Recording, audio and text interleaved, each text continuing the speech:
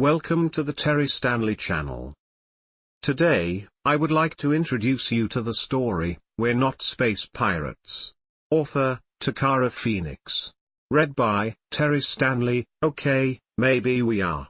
Hello and good morning, here's your beloved captain, Percy Jackson of the Princess Andromeda. Captain's log, entry 22615. Terran time, the year is 3416, the 14th of June. We're back in our home turf, the Apollo solar system. We left approximately 2 weeks ago, drifting around rather aimlessly as we're waiting for a new mission. The crew's getting restless. If they don't see action soon, I fear I'll face a mutiny. The second mate keeps sharpening her arrows at the breakfast table. Clarice has been complaining about the food. I'm afraid if that continues for long, our cook is gonna cut her up and serve her as dinner. We need to reach a new destination soon, for groceries and a mission, or else all hell will break loose in this lovely ship of mine. Jackson, how often have I told you not to play around with the captain's log and not to impersonate me? Get your pretty little butt off my chair or I'll make you walk the plank. Percy yelped and nearly fell off the captain's chair, staring wide-eyed at the tall blonde entering the bridge with a scowl on his face. We don't even have a plank, Luke. This is a spaceship. And you love me too much to make me walk your imaginary plank anyway. I'd make you walk the plank, drawled a heavily accented, unimpressed voice. Well, because you suck, Octavian, grumbled Percy, mainly Luke's dick. Luke snorted at that while Octavian huffed. Percy slid off the captain's chair so Luke could take his seat there, while Octavian went to his own spot at the control panel. Huffing softly, Percy left the bridge, knowing that now the grown-ups were actually taking charge. Octavian was way too no-nonsense and Luke, when with Octavian, was usually also in his captain mode. Long missions always made Percy feel like a caged animal and they also bored him. At least, the long traveling bored him. The missions themselves were fun, but whenever it took too long from one planet to another, he grew incredibly bored on their ship. They had just been on a very long mission, to another solar system, and had just re-entered their own a couple days ago, their first stop being the dwarf planet Pluto, the place to be if someone wanted to sell or buy not quite legal stuff. Like their crew did. See, the Princess Andromeda was a pirate ship, and Percy did not accept how everyone told him that pirates were an old wife's tale from Earth and that they were not pirates. The crew of the Princess Andromeda were space pirates, roaming the known galaxy to search for treasures and sell things some people might want that other people wouldn't want sold at all. But above all else, their crew were a family. A mismatched and weird family, but a family nonetheless. It had started out years ago, when their captain had still been a teenager, late teen, enlisted in the army of his home planet. Mercury had been under a dictatorship back then and Luke, together with another officer, Chris Rodriguez, they just stole one of the ships. A small one for a quick escape. It was only a few weeks later that Luke and Chris, hiding on Jupiter for a while to lay low, took the Grace siblings in. Thalia and Jason not even a teen at the time, clinging on to his big sister. Their mother had died, their father a nobleman who didn't want to take his bastard children in. Thalia had been looking for a job, something to get her and Jason by somehow. She and Luke hit it off instantly and Luke's soft heart made him take the Graces in. Thalia quickly became the first mate of the ship and Luke's right-hand woman. Next to join the crew was a young teen from the asteroid palace, Annabeth Chase. The girl was a genius who had sneaked on board of the ship and was soon adopted by the small crew, because she too had run away from a home that wasn't happy. She was a born strategist and with the years had become the second mate of the ship, a very important part of the crew. At that point, their little family realized that they needed to become an actual crew. They went to a space station to hire some people. They ended up with 4 mechanics, Leo, Jake, Nissa, and Charles. With them came Charles' girlfriend Silena, a brilliant cook from Venus, as well as Leo's best friend Piper, a moderate cook but strong fighter also from Venus.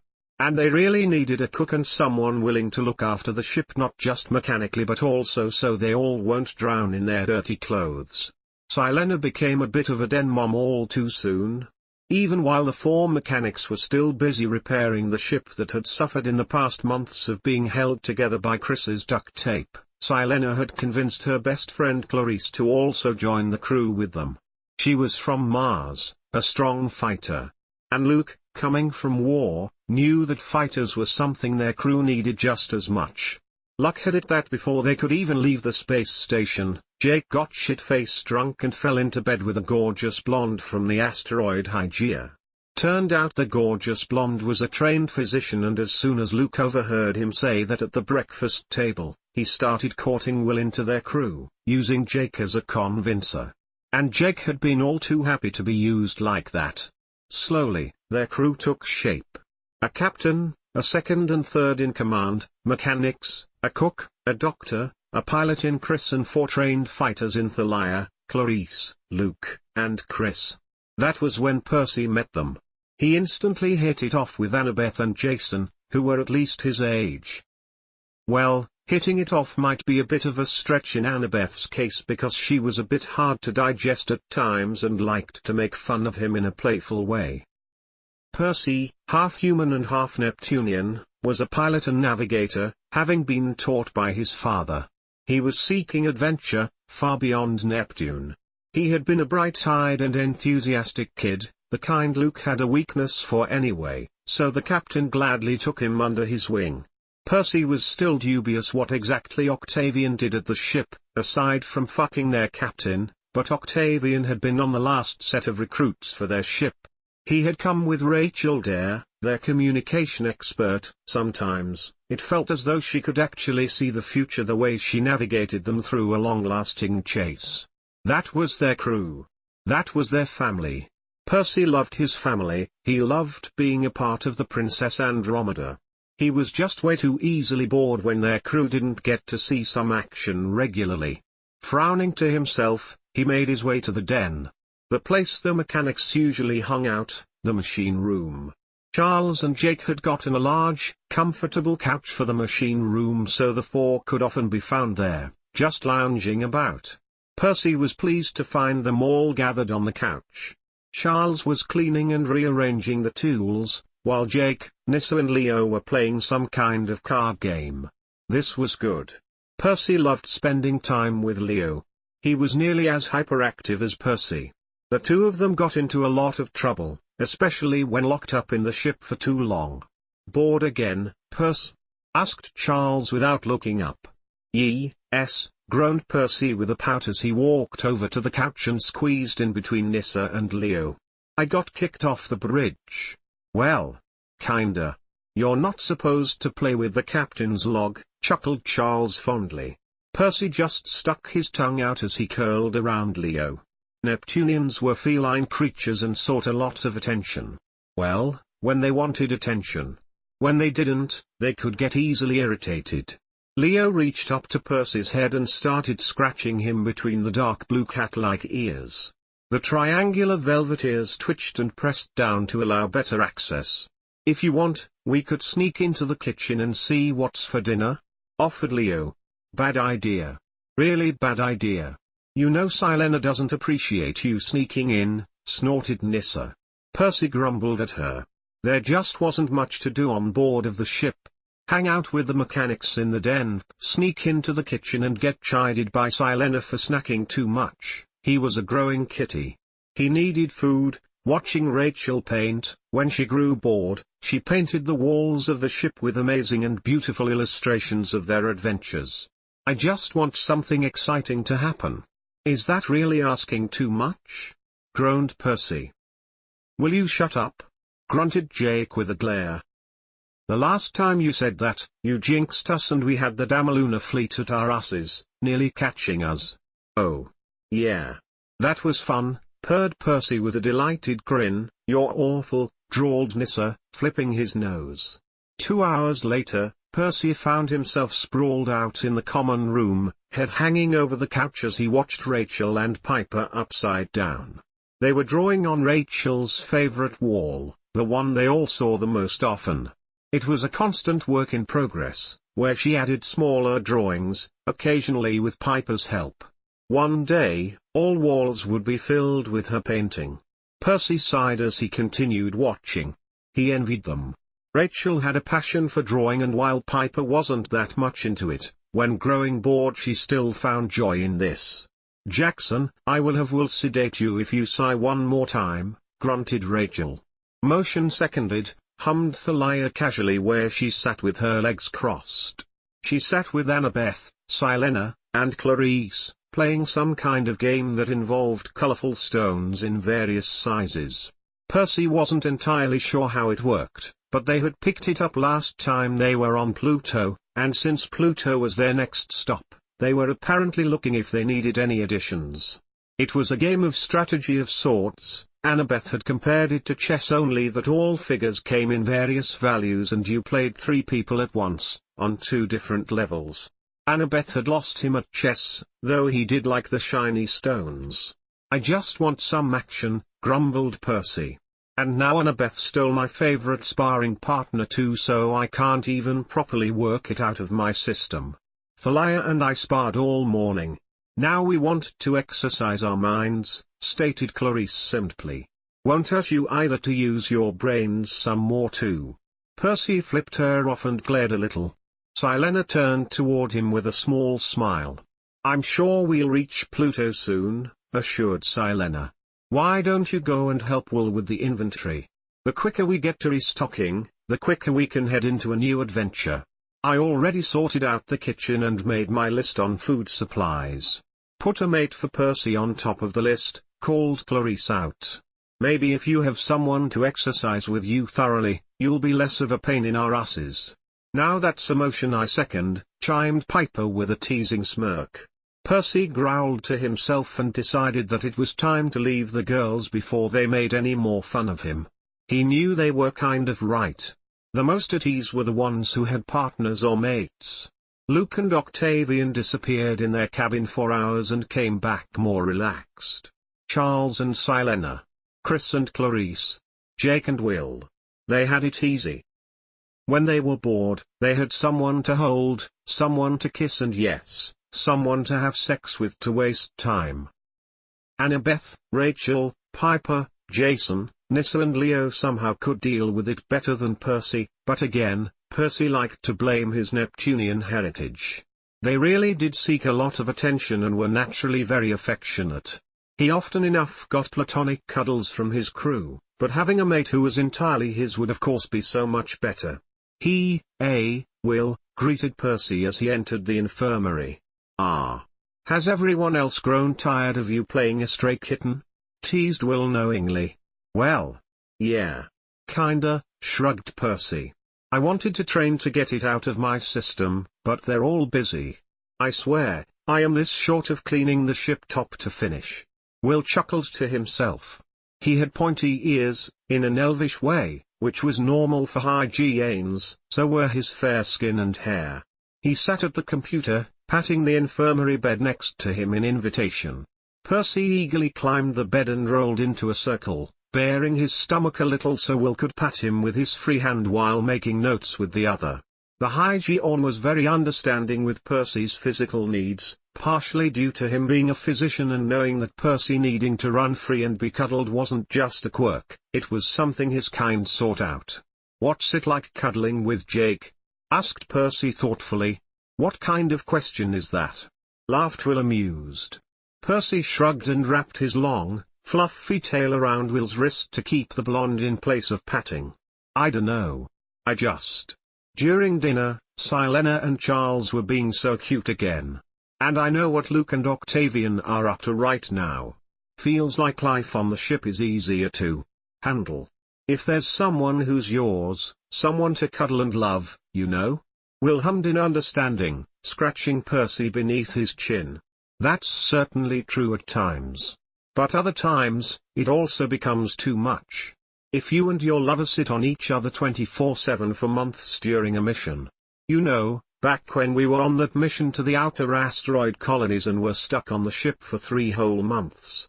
When Chris slept in the common room for a while and Clarice broke 3 punching bags. When Octavian got particularly nasty because all the sex in the world did not make up for proper food and entertainment. When Silena started throwing pans at us for wanting more variety because we had run out of nearly everything and not even Charles could pacify her.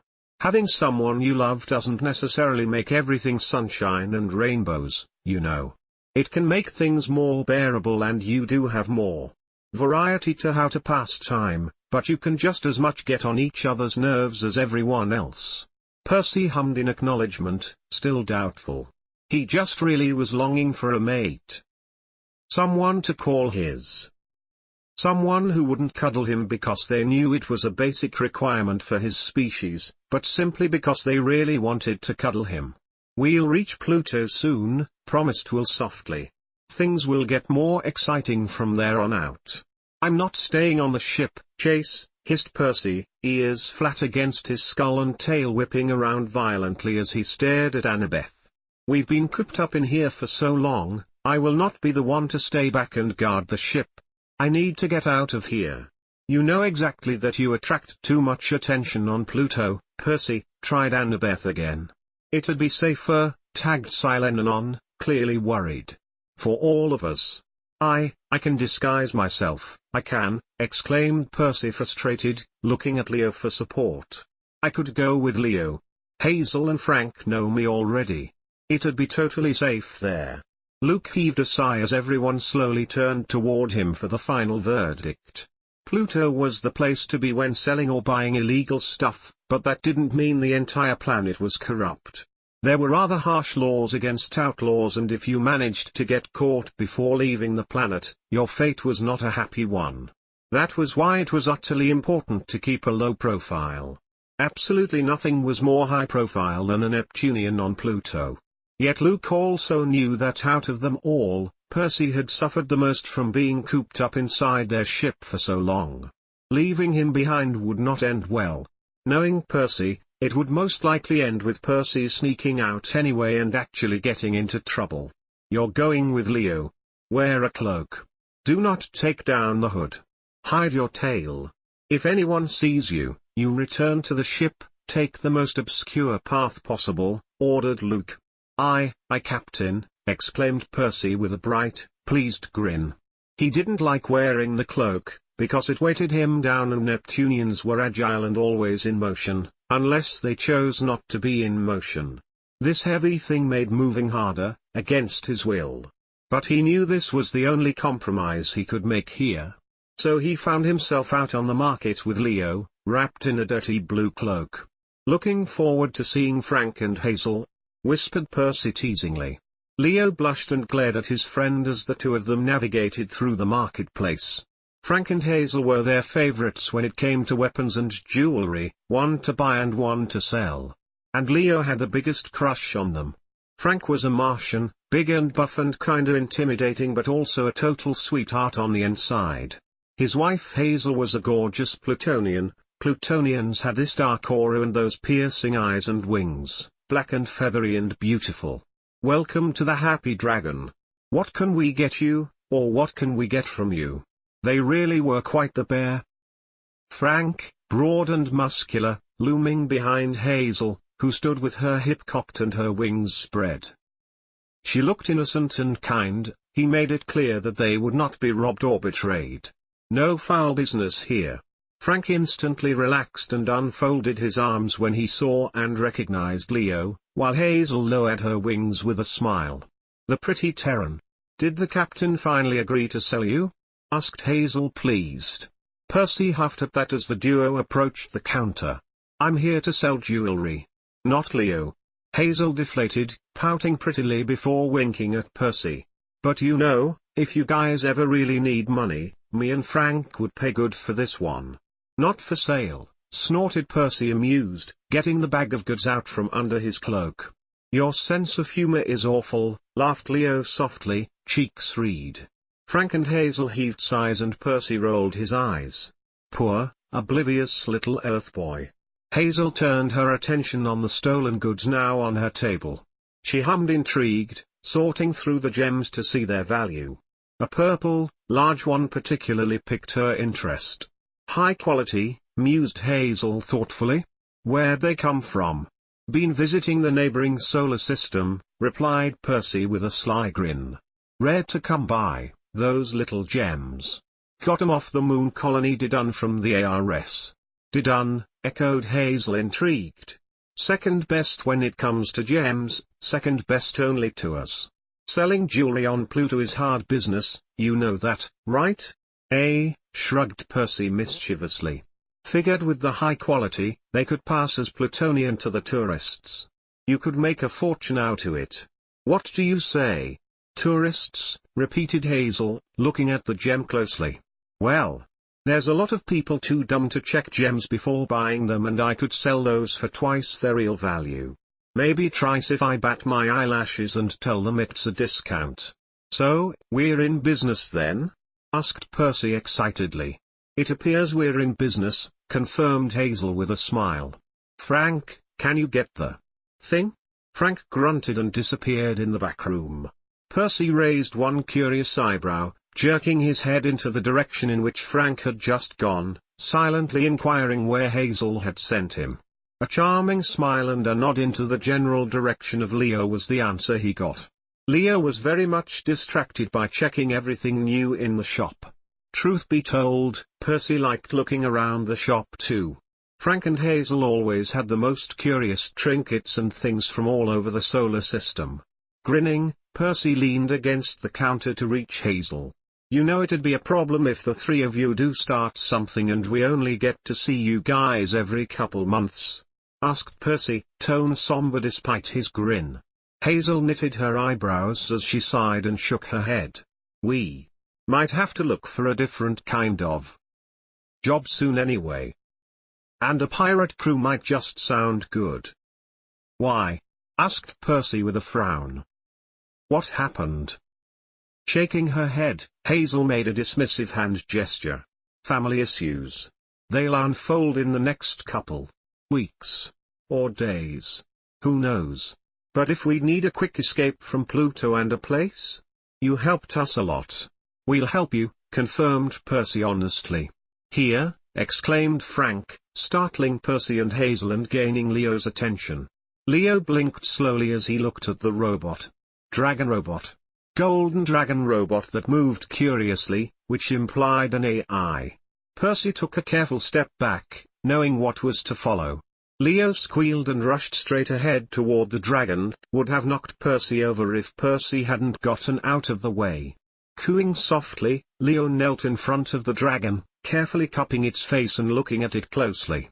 The robot blinked and copied Leo's cooing sound, apparently concluding that this was Leo's way of communicating. That only made Leo coo even more. Oh my god, that is a true beauty. Where does he come from? Who does he belong to? Asked Leo. We bought him, actually. A merchant was here the other week, and among much broken and useless scrap, he also had this one. We bought it and got it restored, replied Frank proudly. Oh, hummed Leo softly. And does he have a name yet? Not really, answered Hazel. Do you have any suggestions? Festus, blurted Leo out with a bright grin. Fez. Tus? Is that Terran? Inquired Frank confused. What does it mean? Well, it kind of is Terran. It's Latin. It means happy. You know, happy dragon, grinned Leo. That is a very sweet idea, laughed Hazel, eyes sparkling. You're gonna protect the shop well, right? Asked Leo softly, patting the dragon's head. Festus cooed and bumped his bronze head against Leo's hand. Leo cooed right back at him. Yet as Percy looked past Leo and Festus, he saw about half a dozen guards on the streets. Straightening up some, Percy pulled his cloak tighter around himself and turned toward the counter again. What's going on out there? Whispered Percy tensely. Lot more presents than usual. We had an incident, sighed Hazel and shook her head. At the palace. Matters that concern Pluto itself always call for more guards. The criminals out here at the market are uninteresting until something happens that affects Plutonians. You two should probably head back to the ship as fast as possible and watch out when you leave Pluto. Right now, They are on high alert and they will arrest whoever they find, just to set an example and scare others off. You should have really opened with that, muttered Percy before he turned toward Leo. Come on, Firebug. We gotta go, you heard the lady. Say goodbye to the dragon.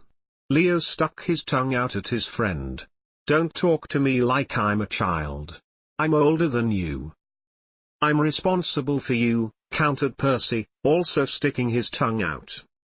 Hazel and Frank laughed softly as they watched their banter. With a sigh did Leo get up, the dragon cooing and circling the human. It definitely liked him. Percy had a good idea why they had gotten a metal dragon, but neither Frank nor Hazel looked like they had the guts to act. If you need that quick getaway, call, stated Percy as he packed up. We'll always have room for you guys, right Leo? Yes. Definitely, replied Leo, smiling. Be safe, okay? Always, promised Frank with a small smile of his own. You too. Come on, let's get going, ordered Percy, tugging Leo along. Leaving Pluto always made Percy feel dejected and sentimental, because the next planet they passed was Neptune and a part of him still longed for his home. There was nothing left for him at home. He had a half-brother living on the moon Triton, but his parents were long gone by now. Sighing frustrated, he collapsed backward on his bed and stared up at the ceiling. Missing home? Guessed Annabeth as she entered his chamber without knocking. MHMH, grunted Percy and scooted over to make room for her. She laid down next to him, also staring up at the ceiling. We're going to make a stop on Chiron. Percy hummed curiously. Chiron, an asteroid located between Saturn and Uranus, was where Luke, Thalia and Annabeth had trained, lived stranded for a while after the first ship had broken down. It was the closest thing to home that Annabeth knew because she had never considered Pallas her home, there only laid pain. He took her hand and squeezed it.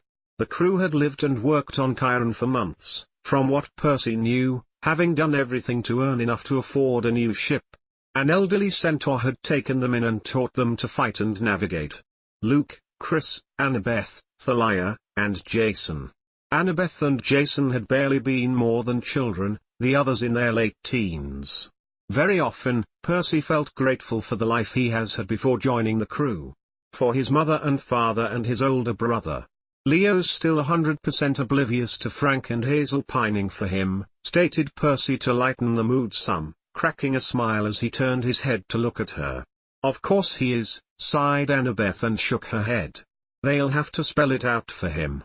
Most likely, agreed Percy, smile growing. They bought a robot dragon to impress him, he's hopeless, sighed Annabeth. Percy hummed in agreement and turned back to looking at the ceiling. He had a map of the solar system painted onto his ceiling, because he did love to map it out. He loved his job as the navigator. Rachel had painted the map for him. It was beautiful and detailed. Chris and Clarice were a couple that kind of fascinated Percy. Jake and Will made sense, in a way. They both liked fixing things, machines or people, and they were both calm in nature.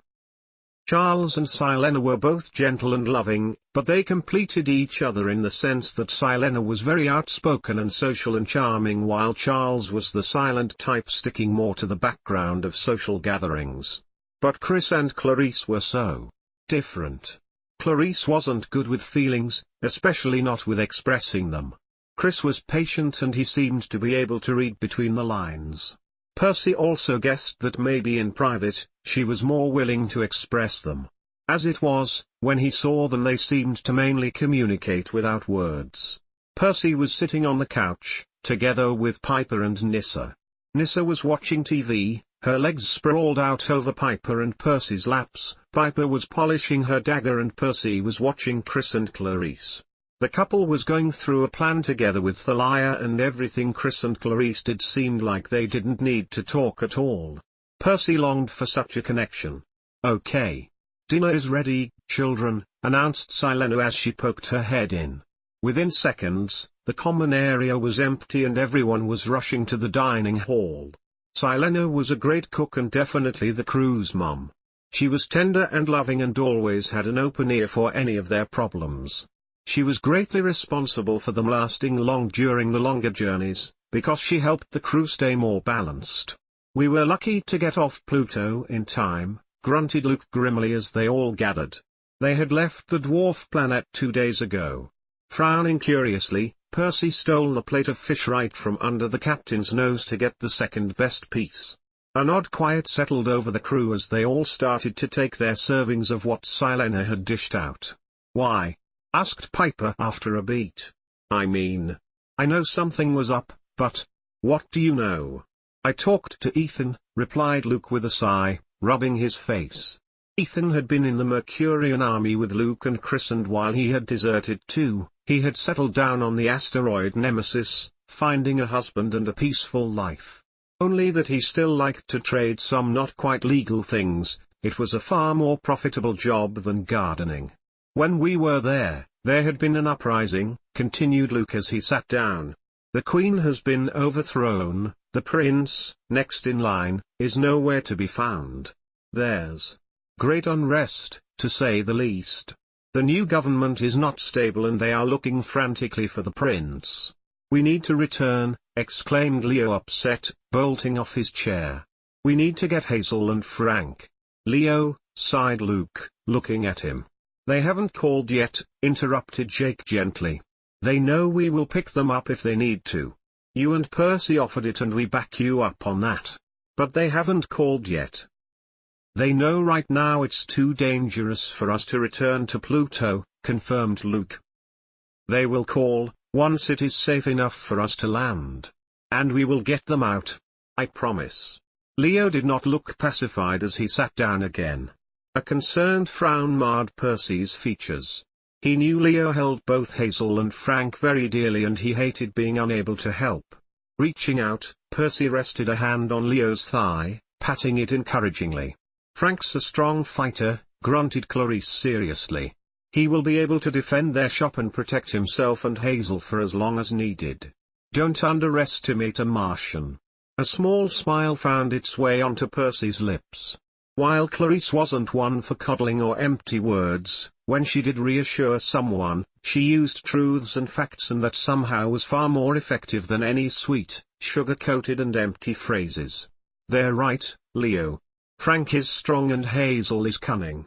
They'll be fine," agreed Piper. "Hazel knows enough Plutonian magic to cover them both for a while. But if you're really that worried about them, you can call them after dinner," offered Charles, voice dark and low in a soothing manner. "But don't freak out if you can't reach them. With the current situation, it might very well be that communication to the planet is shut down." "How would they call us if communication is shut down?" asked Leo upset. "We might be unable to call them, but someone on the planet at hand will always find a way to reach out," reassured Luke with a wink. "Now stop worrying and eat." "Best thing said so far," grunted Octavian, staring at his full plate. Luke laughed softly and leaned over to kiss his lover while the crew started eating. "Percy, be a darling and bring those over to the storage room, and could you do inventory for me?" Percy glared, a very unimpressed look on his face. Will smiled innocently in return, Jake attached to his neck. Whenever Percy started to be in the infirmary too often for platonic cuddles, Will tended to send him to do inventory so Will and Jake could have some alone time. Grumbling beneath his breath, Percy gathered the boxes up and made his way toward the storage room. He kept thinking how he needed a mate of his own too. So he could have more cuddles. Some kisses. Maybe more. Percy had never been in a serious relationship before. Him and Jason had been sneaking around for a while, but there was never more than the cuddling and the sex and their friendship to hold them together, and they were not willing to risk said friendship over something that would never lead to anything proper and serious. Percy knew Piper and Annabeth had a different arrangement once upon a time, but ended it out of the same reasons. Entering the storage room, Percy closed the door behind himself and went to the shelf where the meds belonged. Putting them away one by one, he started humming softly, tail whipping behind him contently.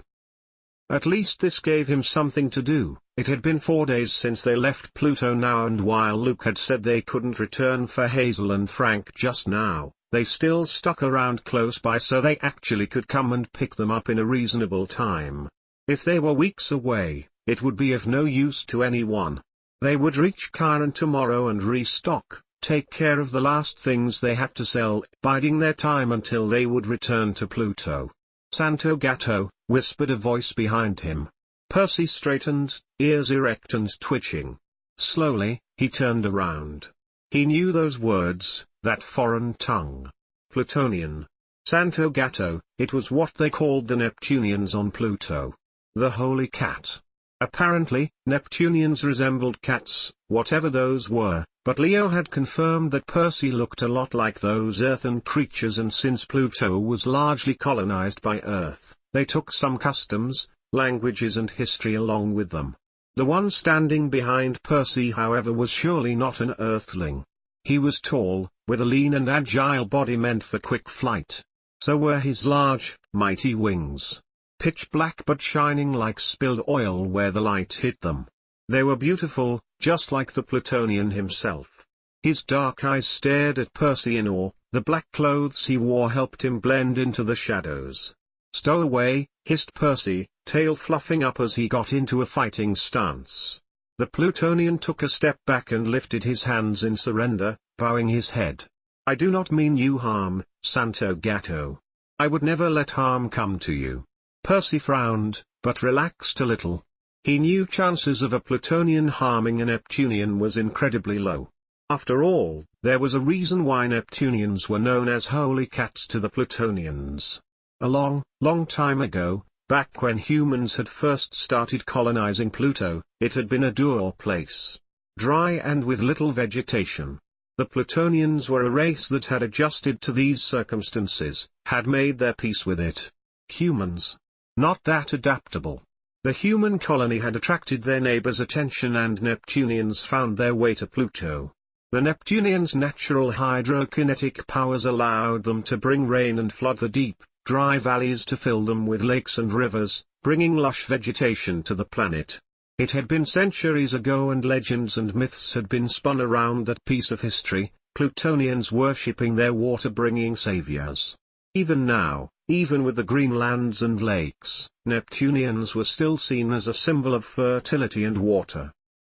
Which, not too surprising because Neptunians used to be worshipped on Earth too, millennia ago. Well, they didn't grasp the concept of aliens and couldn't tell Neptunians apart, so they worshipped one as a stand-in, referred to him as Neptune and claimed him to be the god of water. It was fascinating for Percy to see how perception differed, always depending on the knowledge the one looking at something had. So Neptunians still had high stand and respect on Pluto, which was the reason why Percy always needed to lay low when they were on Pluto, because it would gain them a lot of attention to have a holy cat roaming around, and then the guards might recognize the crew of the Princess Andromeda for who they actually were. "What are you doing here, stowaway?" asked Percy, irritated, hand on his dagger. "Seeking shelter and safe passage," replied the Plutonian, still with his head slightly bowed. "Gimme a good reason," prompted Percy, now toying with his dagger.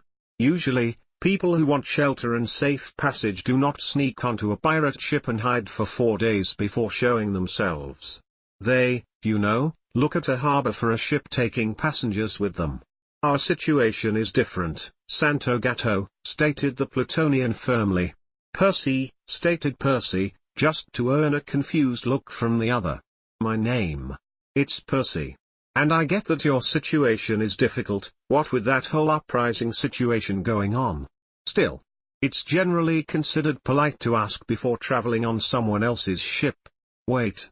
Our?" A second figure stepped out of the shadows. A lean woman. Strong, by the looks of her taunt muscles. Serious and deadly, by the look in her eyes. Her long, dark hair was strictly braided back. She wore loose, light red robes, no armor. But Percy recognized the loose, light red robes. The ones the royal guards wore beneath their armor. Tilting his head, Percy turned to look at the sheathed dagger at the woman's belt. It looked expensive, with a ruby on its hilt. She lacked the wings of a Plutonian, but her built and stature suggested that she might be of Martian origins. With a curious hum did Percy return his attention to the Plutonian. His hair was longer, reaching the man's shoulder blades, braids holding the dark curls back. He was wearing simple, black clothes, but he held himself with purpose and a certain authority that demanded respect. His fingers were adored by rings, but not by scars or calluses. Most male Plutonians worked the mines, because the jewels deep inside the mountains were what brought the planet most income. "You're the missing prince," hummed Percy with a sly grin. "Interesting." The Plutonian straightened and the woman, his guard, most likely, stepped between them.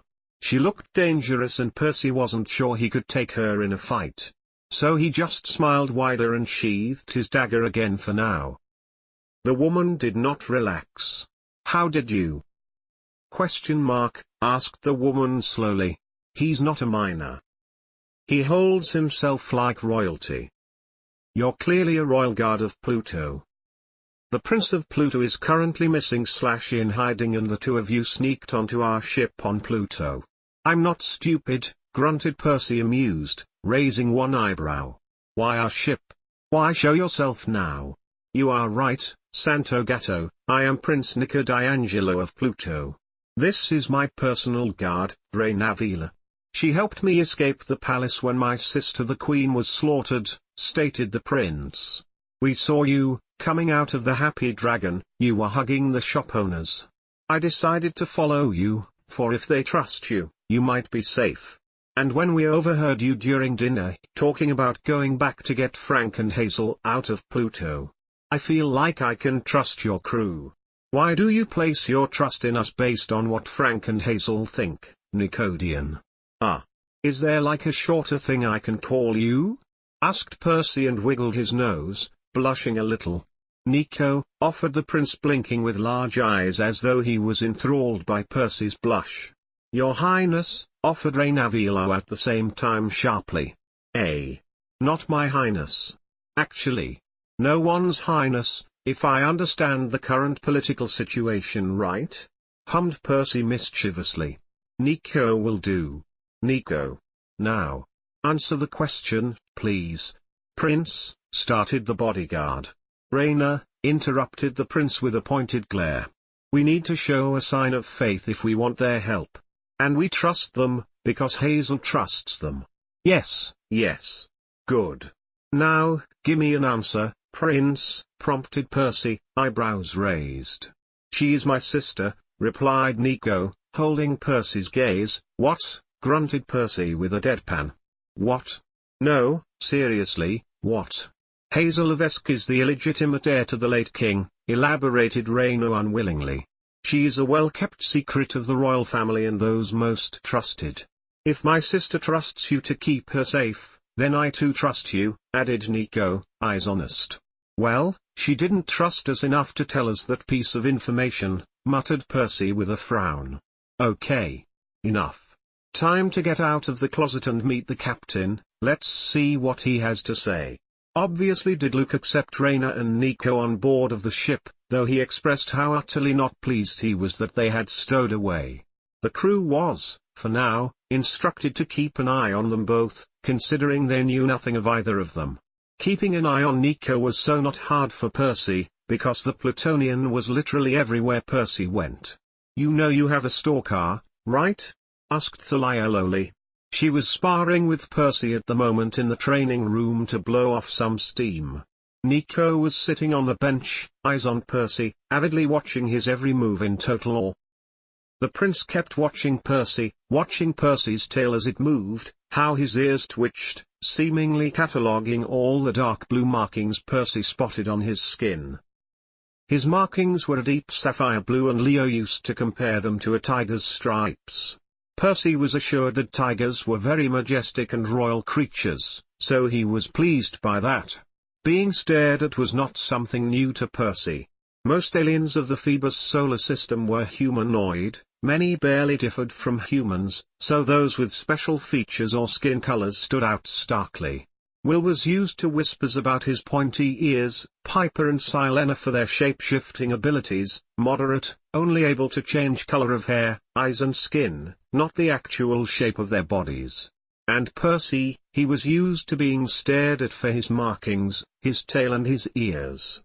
Kids pointing at him and giggling excitedly, people thinking he was a thug because, apparently, cultures without natural markings like to add synthetic markings onto their skins, calling them tattoos, and they had a bad connotation on most planets. Humans were the worst, honestly. They often treated him as less intelligent, like he was more animal than man just because he had some features that resembled animals on their home planet. Honestly, what would they think if Percy judged them for their inability to breathe underwater? It's just initial awe, shrugged Percy. I'll cut him some slack. He's never seen a Neptunian before and I don't think he's trying to be rude. He seems genuinely fascinated by the difference. Besides, I'm kind of staring at his wings every time I see him too, so. We're even? Thalia snorted and charged at him again. What he said was true, he wasn't holding it against Nico. The two stowaways had been found yesterday and Percy was going to give Nico some time to get used to everything. Raina was in the middle of adjusting too. She was currently sparring with Clarice, who was more than eager to assess the Belenian woman. Mind if I tap in? Asked Annabeth as she entered the training room. Not at all. I am so ready for a bath, declared Percy and did a backflip. All yours. Nico made an endearing, high-pitched sound when Percy landed. The way the Plutonian was watching him was with utter awe and fascination, not exactly in a bad way. Percy knew when he was being watched in a bad way, maybe a bag of dicks thinking him to be less or disgusting, or a scientist wishing to cut him open, or just a perv. You coming with me, Prince? Asked Percy seriously. To the shower? Asked Nico wide-eyed, cheeks heating up. Well, yes, nodded Percy thoughtfully. You're still new on the ship and since you went to rest yesterday, I figured you might want to take a nice, hot shower. So let me show you the way. Ah. Yes, nodded Nico, now flustered about his assumption. Grinning to himself, Percy made his way to the pool area where the communal showers were. He slowly stepped out of his clothes and then dove into the pool headfirst. By the time he emerged, Nico still stood frozen next to Percy's clothes. It never failed to amuse Percy with how much embarrassment many species dealt. Sighing contently, Percy floated on the water. You gonna spend your whole stay on the PA staring at me? Wondered Percy out loud. Started Nico and cleared his throat, decidedly not looking at Percy. I apologize. I do not mean to be rude. I have just never seen such beauty as yours before. Yeah, you've never met a Neptunian before, hummed Percy dismissively. No. I mean, yes, I have never seen a Neptunian before and I admit that you're. Is it offensive if I compliment you on your tail? It's very fluffy and long and nice, mumbled Nico embarrassed. Nah. That's okay, laughed Percy, eyes sparkling. My tail is very nice and long and fluffy. But that's beside the point, grunted Nico firmly and straightened his back, still not looking at Percy. You are truly beautiful. Your eyes, they shine so bright and reflect your emotions. Your body. You're very well trained and nice to look at. And your smile is truly contagious. Hummed Percy in realization, a sly grin on his lips. So you're not staring at me because I'm a curious new attraction, but because you are attracted to me. I apologize for my bluntness, sighed Nico. I'm not quite used to this. Any of it, really. I'm a prince. When I looked at someone with interest, they normally gladly fall into my bed by the hour. You intrigue me because you don't. My status doesn't matter to you, doesn't impress you. That's really new and refreshing for me. You're very cheeky. I enjoy that. I've never had this chance before. To get to know someone who was not willing to bend over backward to please me because I am their future king. I find myself very fascinated by you. Diving again, Percy swam back to the edge of the pool. He folded his arms over the edge and looked up at Nico. The Plutonian was mighty fine. His impressive wingspan alone, but then there was his gorgeous body and handsome face. And how flustered he was about Percy was simply endearing. Climbing out of the pool, he walked over to the prince and came to stand in front of him. "Wanna go on a date?" asked Percy curiously, tilting his head. Nico blinked, unable to answer due to the sheer ridiculousness of the situation. "Why, you're naked. And just asking me out on a date? Just like that? So easily? That's the thing about a pirate's life. It's easy. We get to do what we want, take what we want and never apologize," grinned Percy delighted. "We're close to Neptune. Let me show you my home." All Nico could do was nod in awe, mesmerized and enthralled by Percy. "I do not like this," stated Raina with a glare, staring Nico down. "Ray, please," pleaded Nico, offering the best puppy eyes he had. "In the last week, I have lost my sister, I have lost my home, I have lost my title and everything I ever owned. I don't even know if my little sister is still alive. You and I spent 4 days stowed away in a dark chamber, eating provisions that would have tasted better heated. Now this beautiful and amazing pirate asks me out on a date. Please let me have this one normal afternoon where I can just be normal. Please." Raina still glared at her best friend, but her glare softened some. She knew of his losses, she had lost a lot too. And while they could be grateful to this crew for taking them in, it did nothing to fix the pain and losses they had suffered. "Percy," he put a smile on Nico's lips and he had been able to distract the prince from the pain. After everything, Raina knew Nico deserved happiness. "Very well. But I will come along," declared Raina. Thalia and Clarice snorted at that. All of them were in the common area, making plans for the day. They were going to land on Neptune, to restock, especially weapons, considering they were preparing to return to Pluto sometime soon. Luke stood over their plans, patiently waiting for the argument to end, though clearly amused by the way it ended. "You can't tag along to a date," chided Sileno with a frown. "Why don't you join Piper and me? We're going to restock our food supply, since we're preparing to feed 4 more mouths than usual." "No," declined Raina, voice firm. "I am the prince's guard. I will not leave him unsupervised." "I'll be supervising him," argued Percy with a frown. "Chris, Jason, you go with Piper and Silena," ordered Luke thoughtfully. "Clarice, Thalia, you go with Charles, Leo, Nissa and Jake to get ammunition and the tech upgrades they wanted. Watch out. Get things from different sources, different villages. To make sure we're not outed as outlaws. Octavian and I will go with Rachel and Will, new art supplies and medical supplies. Neptune had some of the most fascinating minerals, both to make medicine out of and to make paint." Rachel perked up at the prospect of it. It was Annabeth who was left looking confused. "Captain?" drawled Annabeth slowly. "You go with Percy, Nico, and Raina. Try to rein the guard in so Percy and Nico can actually enjoy their date. And if push comes to shove, you're one of our best fighters," stated Luke. Annabeth heaved a long-suffering sigh, but didn't argue her captain. Babysitting it was. Nico was excited like a little child. He kept looking everywhere with awe in his eyes, clinging onto Percy's hand so he would not lose him. Everything was so new and amazing and beautiful here. "You never been to Neptune before?" asked Percy amused, squeezing Nico's hand. They had dressed him up, made him look like an actual normal man. There were many Plutonian refugees on Neptune by now, it being the closest planet to Pluto. So to all the Neptunians, he looked just like any other Plutonian refugee. The trick was venturing where the refugees were not living, because they might recognize their prince. Thankfully, Percy knew his way around Atlantis and the villages around it. Most of the refugees had been taken in by Atlantis and other large cities. Currently, they were in Little Starfish, one of the larger villages but farther away from Atlantis. "No, never. Father only ever took my big sister along to diplomatic journeys here. I have visited Saturn and even Venus, but Neptune." Percy grinned as they passed a starfish farm, the very reason for this village's name.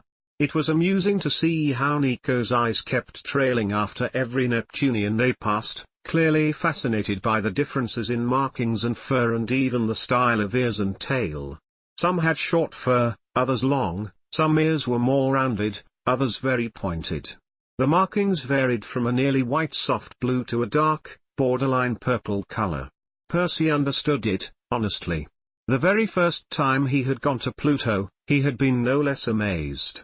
For Neptunians, a water-bound species, to see those wide-winged beings soaring the sky like it was natural, which it was, for them.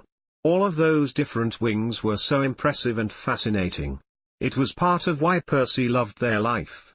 He got to visit new planets, meet new species and learn what else was possible.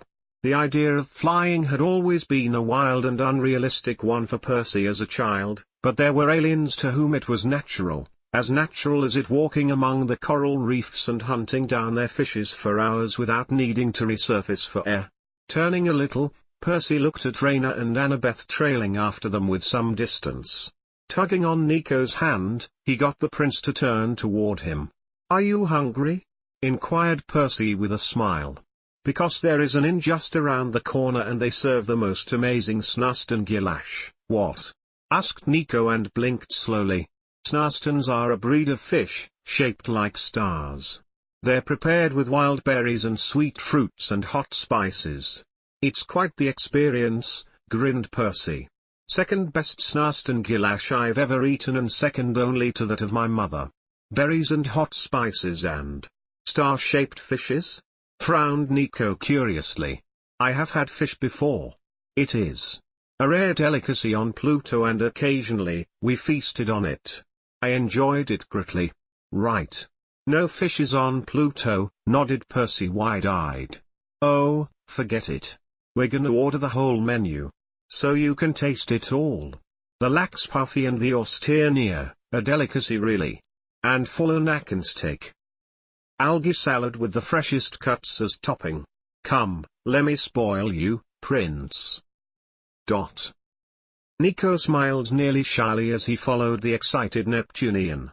Percy was amazing and impressive and so far, Nico had enjoyed their day. They had been walking around the countryside, watching the strange animals and beautiful landscape. Going through the village and stopping at various shops to look at trinkets and buy them. Percy had bought Nico a present. Nico was a prince, he was used to being the one responsible for spoiling his conquests. Yet here this wild little pirate was who bought him presents and now invited him to try food that was, on Pluto, only reserved to the richest. "I hate fish," grumbled Annabeth as the two girls joined them at the table. "Fish," whispered Raina interested. "I have had it. Once. Nico snuck some out of a banquet to let me try it. It was very fascinating. We don't come by this on Pluto." Annabeth smiled slightly.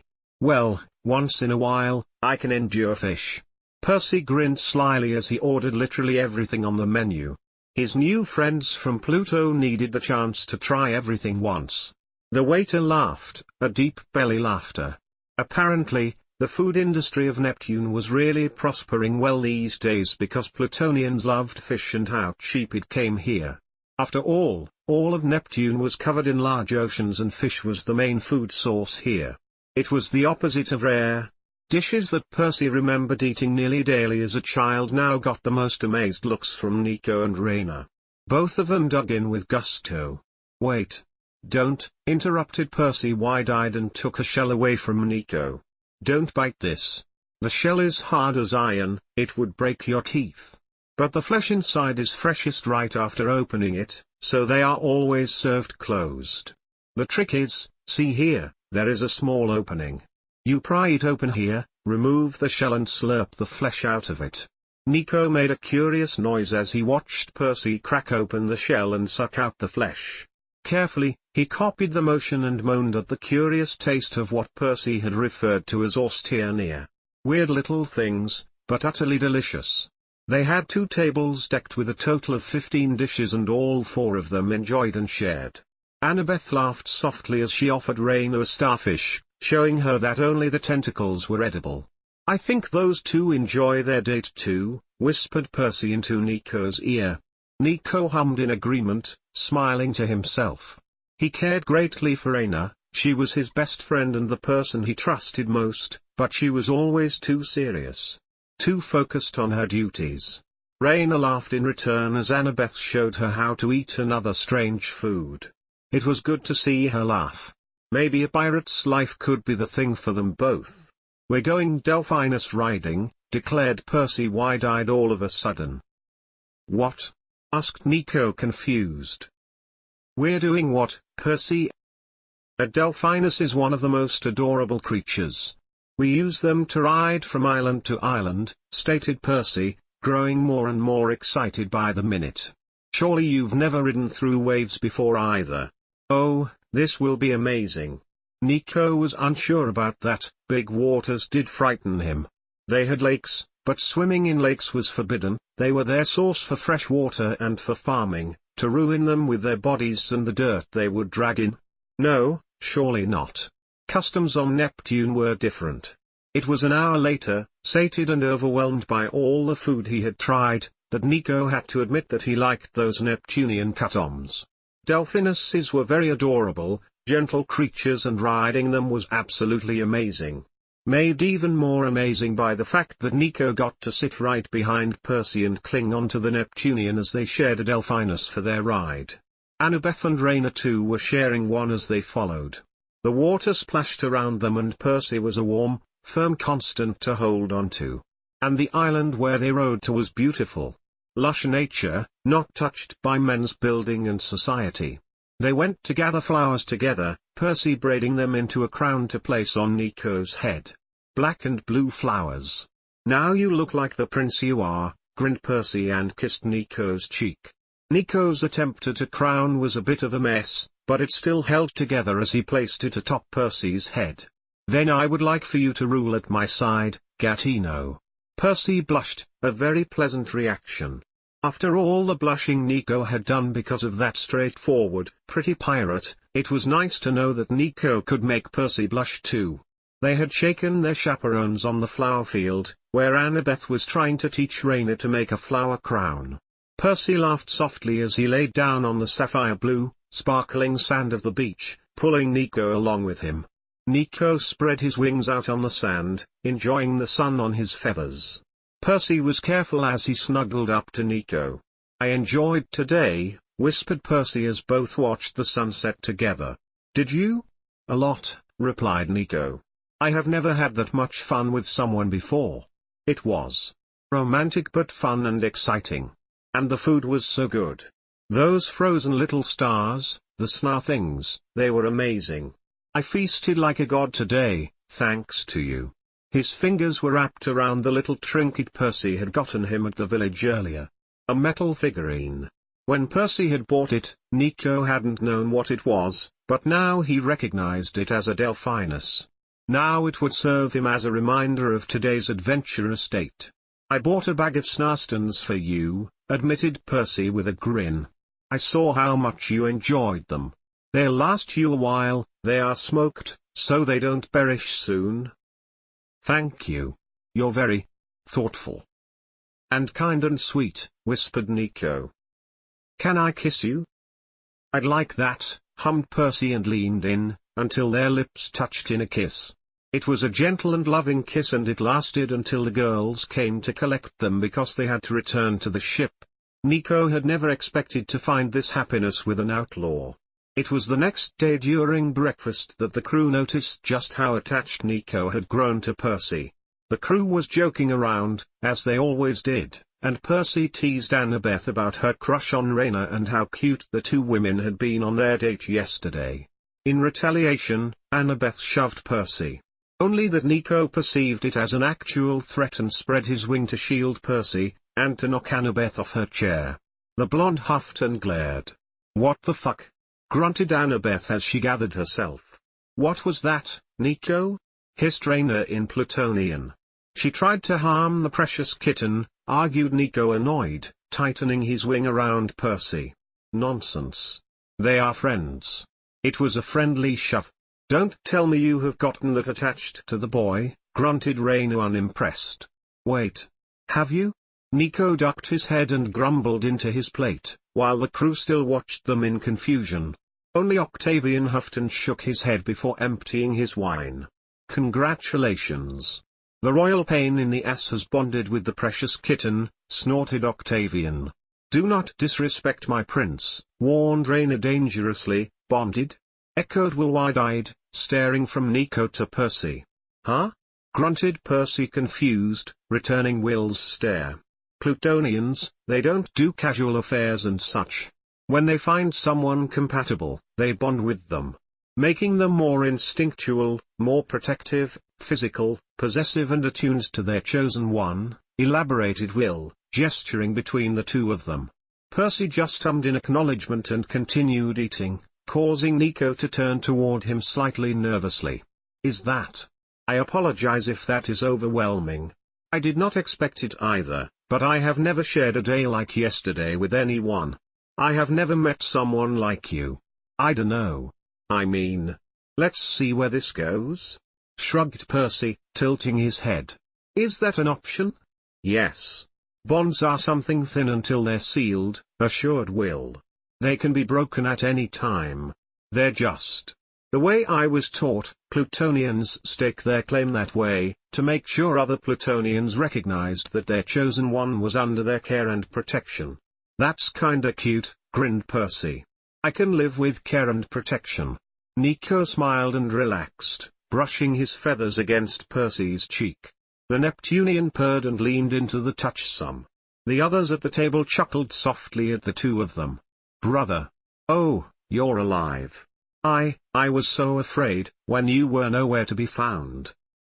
Nico grunted at the full force impact of Hazel, flying straight up at him and engulfing her in a hug. He wrapped his wings around her protectively. Finally, 2 weeks after the uprising, they had managed to make contact with Frank and Hazel. The two of them had escaped to Orcus, the nearest asteroid to Pluto, on a small pod. It was not enough for a long escape, but enough to be out of harm's way. And they managed to contact the Princess Andromeda. The way from Neptune to Orcus was a quick ride, a day's journey really. And as soon as the ship touched down on the ground, Hazel was hugging her half-brother tightly. The crew remained alert, just to make sure. Chris, Charles and Luke came to help Frank with what little they managed to salvage and bring along with them. I'm glad you're alive, mumbled Leo as he made his way past the crew and hugged Frank. He buried his face in Frank's chest and the startled Martian smiled as he wrapped his arms around Leo to hold him close. It was good to see the little pirate alive. Festus cooed as the dragon waddled over to them to circle them and rub his head against Leo's leg. I heard you talk to Percy and trust him, so I followed onto his ship, after we fled the castle.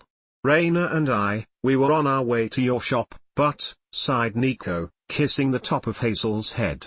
I wish we could have gotten you out with us. But I'm glad to be reunited with you now. Hazel smiled and hugged him once more before she turned toward Frank and Leo. She rushed over to them to hug Leo from behind, effectively sandwiching Leo between the married pair. You're all right, hummed Hazel pleased, wrapping her wings around them both. Yes, yes. Everybody is fine. Can everybody be fine inside the safe and armed ship? Requested Octavian pointedly. You can hug as much as you want inside. Where I don't have to see it. Nico smiled, happy to see his sister and brother-in-law alive. He stepped up to his boyfriend and took Percy's hand, squeezing it gently while his eyes never left Hazel. He did raise both of his eyebrows though as he watched the way Hazel kept wing contact with both, not just Frank but also Leo. Eyebrows raised, Nico turned toward Percy and motioned at them. Did you know about this? Asked Nico with a frown. Yeah, confirmed Percy with a grin. The only one who doesn't is Leo. We've been thinking about telling him, but, with Frank and Hazel on Pluto, it would have only been an awkward long-distance thing that might have led to distraction and tragedy. But now, well, we'll see. Grunted Nico, brushing his wing against Percy's arm. Perhaps I should advise my sister that a direct approach is far more effective and beneficial. For now, "We all go back inside and get settled," ordered Luke pointedly. "We're leaving Orcus this instance and we're heading the other way this time. Far away from Pluto." "Aye, Captain," confirmed Percy as he made his way to the bridge. Everyone got on their positions. They would be flying for weeks without stop now, all the way to the other end of the solar system and toward the other neighboring solar system.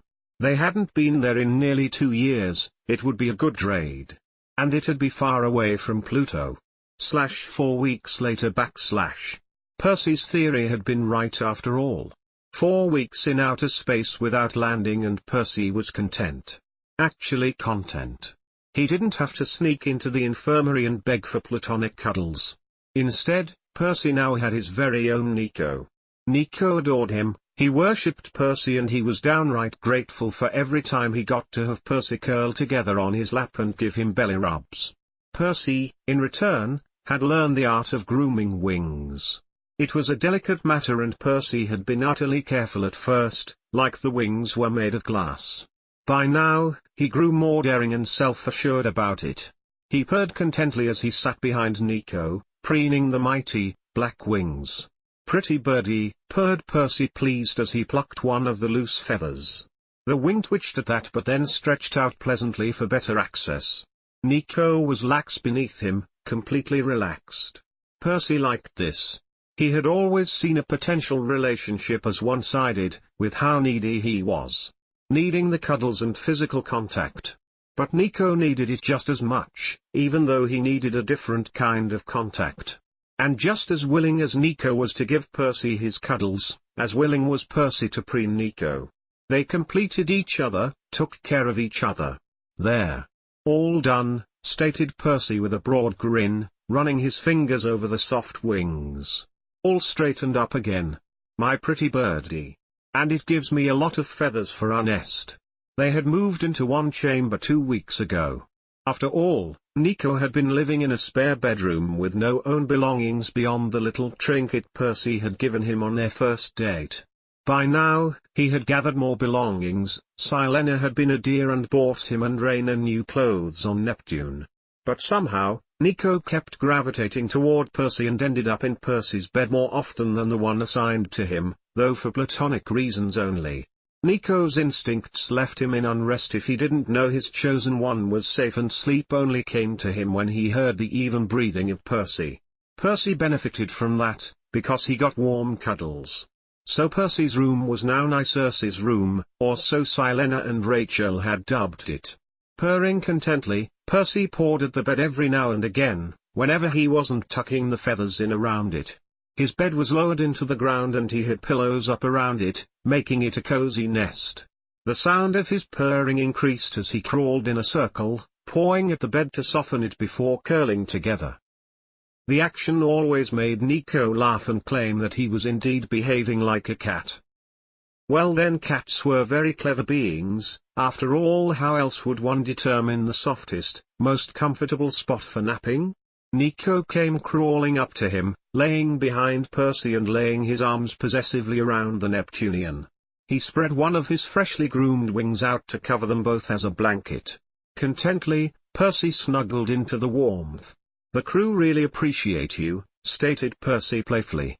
"I've been bugging them far less since I got you for cuddles and distractions. And your sister and Frank help distracting Leo from mischief. Me and Leo haven't exploded anything in weeks. It's pretty boring." A week ago, Leo had finally figured out what Frank and Hazel truly intended. Seeing Nico's behavior with Percy had helped him piece together what Hazel was doing. Since then, the three had been very happy together. And so had Raina and Annabeth, after that first accidental date. Which Percy really benefited from, because since getting laid regularly, Annabeth was far more relaxed and Raina stopped fussing so much about the prince. "I like the boring," mumbled Nico against Percy's neck. "But I would also like some action." "Again?" grunted Percy, baffled, and turned around. "We only just before your grooming." "Not that action," sputtered Nico, flustered. "I mean, pirate action. I like this crew. Even in the short time I've been with you, everyone has been so welcoming of me. It's like a family." And I finally get to be brother to Hazel, not in secret. I also found love. Now what I seek is adventure. You'll get your adventure soon enough, promised Percy and cupped Nico's face, kissing him. Nico smiled into the kiss as he pulled Percy closer. He knew that they were to leave their solar system soon, to explore places Nico had never even dreamed of. With his new family. The end.